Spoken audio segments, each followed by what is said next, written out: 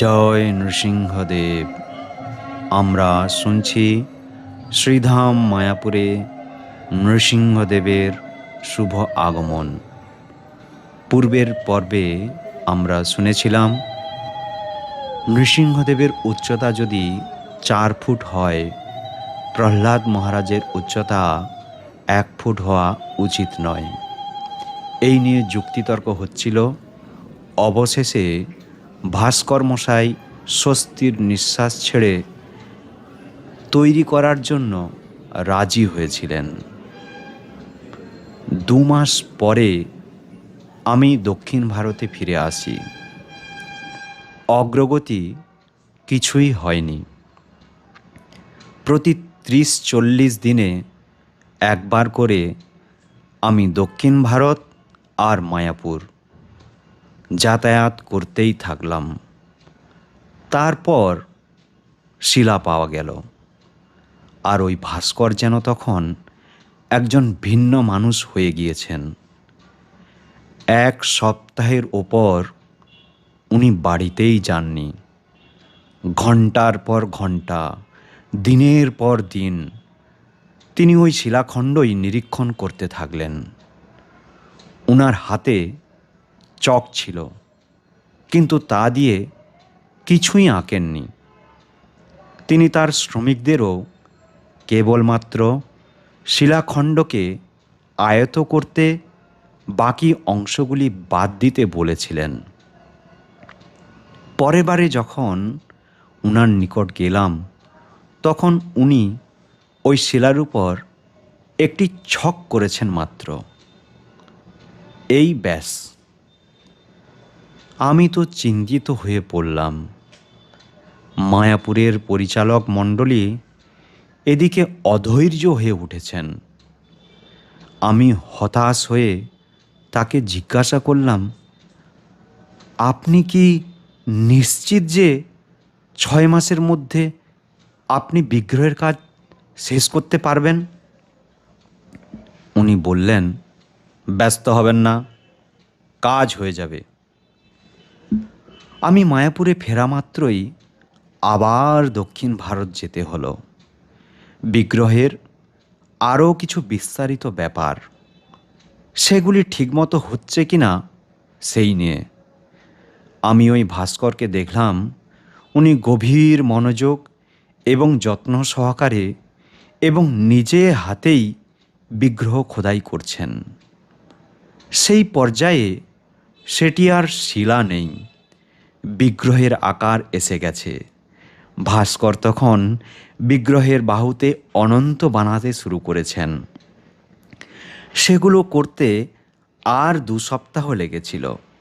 সব কিছুই খুব সূক্ষ্ম এবং মসৃণ করা হয়েছিল। আমি তা দেখে খুব খুশি এবং প্রভাবিত হয়েছিলাম।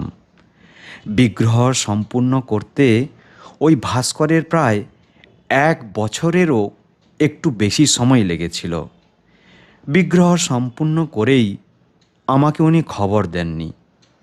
উনি কয়েকদিনের জন্য কোনো এক আত্মীয়ের বাড়ি বেড়াতে যাবেন ভেবেছিলেন। তখন ছিল বর্ষাকাল। কিছু লোক ওনাদের বাড়িতে বেড়াতেও এসেছিলেন। তাই তিনি ভেবেছিলেন নৃসিংহদেবকে চালাঘরে তালা মেরে রাখলেই নিরাপদ। 2 দিন বাদে তার একজন প্রতিবেশী ছুটে এসে খবর দিলেন যে সেই চালাঘরে আগুন লেগেছে। প্রচুর বৃষ্টি হয়ে সব কিছু ছিল ভেজা, কিন্তু নারকেল পাতার ছাউনিতে আগুন ধরে গেছে। তিনি ছুটে গিয়ে দেখলেন নৃসিংহদেব অক্ষত, কিন্তু ছাউনি পুড়ে ছাই হয়ে গিয়েছে। সঙ্গে সঙ্গে উনি আমাকে ফোন করছেন, হ্যালো হ্যালো, দয়া করে আপনাদের বিগ্রহ এখনই নিয়ে যান, উনি সব পুড়িয়ে ফেলেছেন। উনি যে এক্ষুনি যেতে চাইছেন এর থেকে বোঝা যাচ্ছে। উৎসাহের সঙ্গে আমি দক্ষিণ ভারতে গেলাম। একটি লরি ভাড়া করলাম, তাতে অর্ধেকটা বালি দিয়ে ভর্তি করা হলো, আমি ভাস্করের কার্যালয়ে এসে ভাবলাম এরপর কাজগুলো সহজ হবে। আমি ভুলেই গিয়েছিলাম যে নৃসিংহদেব ভীষণ ওজনদার ব্যক্তিত্ব। ওনার ওজন 1 টন।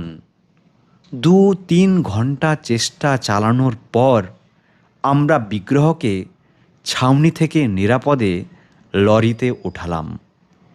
নিরাপদে রাজ্য সীমানাগুলি পার করতে আমাদের পুলিশের অনুমোদন, কেন্দ্রীয় বিক্রয়কর বিভাগের অনুমোদনপত্র, নৃতত্ত্ব বিভাগের নির্দেশক আর সেই সমস্ত তামিলনাড়ুর শিল্প প্রতিষ্ঠানের নির্দেশকের অনুমোদন সংগ্রহ করতে হয়েছিল। 24 ঘন্টার মধ্যে আমরা সমস্ত প্রয়োজনীয় কাগজপত্র হাতে পেয়ে গিয়েছিলাম, কারণ নৃসিংহদেব দর্শন করা মাত্রই ওরা খুব সহযোগী এবং সিদ্ধহস্ত হয়ে উঠেছিলেন। ভারত সরকারের অফিসারদের থেকে এতটা সহযোগিতা পাওয়া ছিল এক অলৌকিক ব্যাপার। মায়াপুরে ফিরে আসার সময়ও আমাদের ভ্রমণ ছিল শান্তিপূর্ণ এবং নির্বিঘ্ন, কারণ আমাদের রক্ষক আমাদের সঙ্গেই ছিলেন। এবার বিগ্রহ প্রতিষ্ঠার পালা। সাধারণত বিগ্রহ প্রতিষ্ঠার দিন ভাস্কর নিজে গর্ভগৃহে গিয়ে বিগ্রহের চক্ষু খোদাই করেন। একে বলে নেত্র উন্মিলন বা নেত্রদান উৎসব।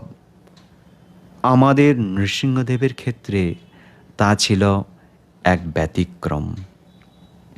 ভাস্কর ইতিমধ্যেই নেত্রদান করে দিয়েছেন। তিনি শুধু নেত্রদানই করেননি, তিনি বিগ্রহের প্রাণ প্রতিষ্ঠাও করেছেন। তাতে একটু পূজা এবং আরতিও করতে হতো। এই জন্যই সমস্ত কাগজপত্র এত সত্বর পাওয়া গিয়েছিল, আর পরমেশ্বর ভগবানকে নিয়ে আসাও খুব সহজ হয়েছিল। তাতে আমাদের কোনো সন্দেহ নেই তিনি যে স্বয়ং উপস্থিত ছিলেন। আর নৃসিংহদেব ভগবানকে না বলবে এমন সাধ্য আছে কার? নৃসিংহদেবের প্রতিষ্ঠা অনুষ্ঠান ছিল খুব সোজা।